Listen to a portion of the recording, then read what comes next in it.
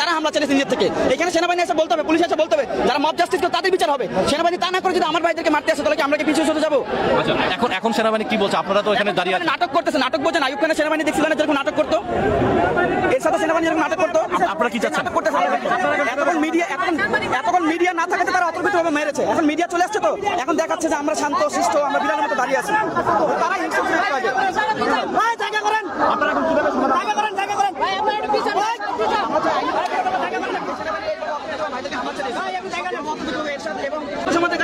সেনাবাহিনী, ইয়াহিয়া খানের সেনাবাহিনী কিংবা এর সাথে সেনাবাহিনী কখনো টিকে নাই। এবং এইবার তো 24 গণঅভ্যুত্থানে সেনাবাহিনী ভয় পেয়ে গেছে, আমরা পারবো না এটা সমান দিতে। সেই সেনাবাহিনী আজকে কিভাবে আমার ভাইদেরকে আইয়ুব স্টাইল এখানে মারলো, তাদের এখানে প্রায় 150-200 মতো আহত হয়েছে। পিজি হাসপাতাল অসংখ্য ভর্তি আছে এবং ঢাকা মেডিকেলে ভর্তি আছে। আচ্ছা, আপনার নাম পরিচয় একটু বলবেন। আমার নাম ইমরান হোসাইন, ঢাকা কলেজ সমন্বয়ক। কোন ইয়ারে আপনি?